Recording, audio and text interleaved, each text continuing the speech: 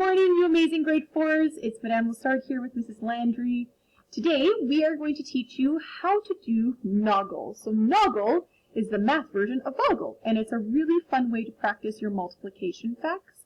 And I mean, this is something you can do at home with your parents, and they can fill in different numbers for you. But for today, I'm going to teach you how to build your own Noggle chart or grid. And there's already going to be some numbers in it. We're going to do a fun activity together to practice your 1 to 9 multiples.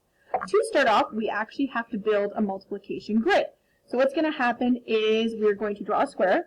Now you might use your whiteboard and a whiteboard marker. You might use a paper and pencil. It is your choice. For today, I'm going to be drawing it on the table with a whiteboard marker. So I'm going to build a square or a grid.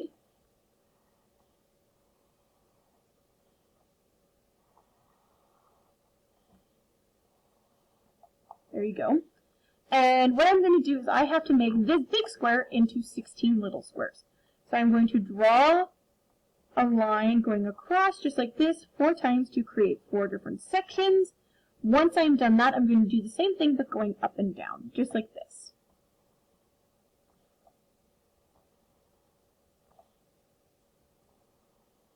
And there you go, you have a grid.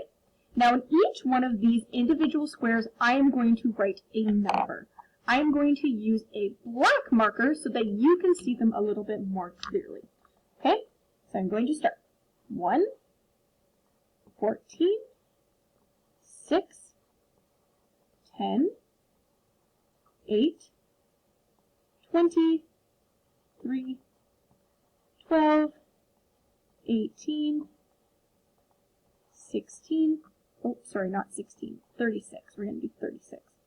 21, 7, 4, 9, 5, and 2. So what you're going to be doing is you're going to be looking at all the numbers that are here on your grid, and you are going to be trying to come up with as many multiplication equations that you can see using your Noggle grid. Now, Mrs. Landry and I would like you to find at least 10 different equations, but you can definitely find a lot more than that.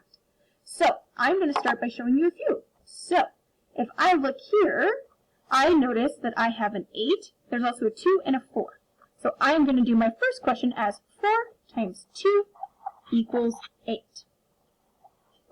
So I have a 4, a 2, and an 8. You are not allowed to use numbers that are not on the grid.